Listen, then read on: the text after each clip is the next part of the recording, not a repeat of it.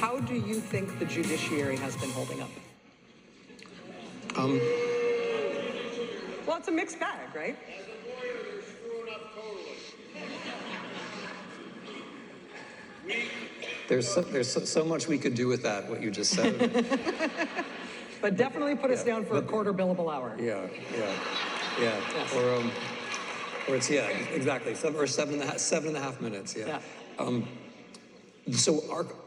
Okay, first of all, with every branch of tactics, there will be people who say it's not worth doing that thing because that thing isn't going to solve it, right?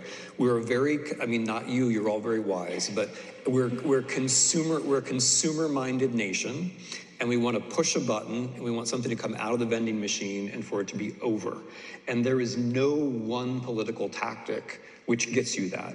You need a whole bunch of things at the same time. You need protest, you need boycotts, you need local organization to protect vulnerable people, you need the law, you need to win elections. There are all kinds of things you have to do, and you have to do all of them, and if you're working towards any of those things, you're doing fine. So with the law, I want to say that all of this work to file lawsuits that people have been doing is very much worthwhile. We have won a ton of lawsuits, and sure, maybe the judiciary isn't working the way we would like, but frankly, in this first 7 or 8 months, we have won more lawsuits than most people would have predicted.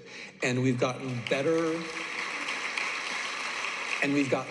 opinions in many cases than most people would have predicted, including from judges appointed by Trump himself, including from judges appointed by other Republicans. And I want to connect that back to protest, by the way, because all of these things are connected. If you care about the rule of law, it makes it easier for judges to care about the rule of law. And if they care about the rule of law, it makes it easier for you to care about the rule of law. That every American who does something in defense of the Constitution is actually making it easier for the judiciary. I would separate out the Supreme Court from everything else. In most countries, the Supreme Court is the good guys. That's the weird thing about our case. Like in our case, the Supreme Court are the people who have like this huge supply of magic dust, which like whenever something reaches their desk, they throw up the magic dust and they say, okay, now this is what we're going to rule, right? Or they have this other thing, the shadow docket. We're like, okay, like it's very quiet now and we're going to decide something and give no rationale. So the judiciary, I actually think it's been very worthwhile to do what we're doing, better than one might have expected. It's worth it, although there are a lot of lawyers out there who could be more courageous and do more things than they're doing right now. And the Supreme Court is not just wrong, it's also weak and therefore vulnerable to larger currents in society. I'll put it that way. In terms of the Trump administration's interactions with the courts, we've seen I guess the taboo is gone now in terms of naming individual judges, putting them in crosshairs, targeting them and their families. Like that's just a matter of course. We saw sort of feeble pushback along those lines from Chief Justice John Roberts early on. It had no effect, and so now he doesn't say anything about it anymore. We are also seeing the Trump administration sneering at the courts and sort of small scale defying the courts in individual cases. And I say small scale in the sense that they're not proudly and openly defying the court and saying, we're gonna defy the court and here's why. They're instead just sneaking around and lying to the courts and trying not to get caught for it and coming up with excuses. Do you think that we are headed toward open, braggadocious defiance of the courts? And do you think we should see that as an important red line, or is that just somewhere else on the gradient? I think that it's interesting because they're very passive aggressive. Like it's like they defy the courts the way a sophomore in high school defies the principal.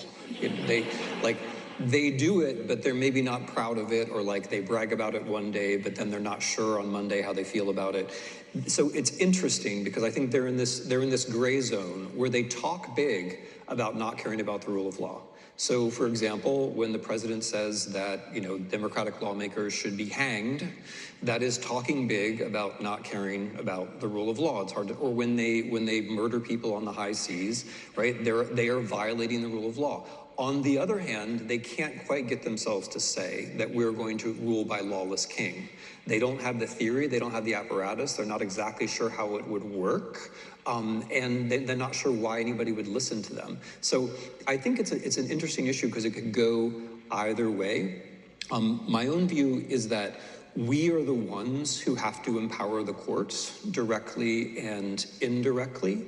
I do think it would if the Trump administration says we're no longer going to obey the law at all, that would be a red line. I actually see the fact that they haven't gone that far as a surprisingly good sign. Yes, I right? agree. Like it's very good. It's very easy to talk about all the things that have gone terribly wrong, and that is, my day job. I feel like many days. But it's interesting that that this much time has gone by without them actually making a direct statement to that effect. They haven't declared a state of emergency. They haven't declared a state of war. They haven't invented some kind of martial law. And every week they don't do it, I think it becomes harder for them to do. Or every week they don't do it, the crisis in the real world they would need to make it happen becomes bigger and bigger and bigger. So that I feel some reassurance on these lines.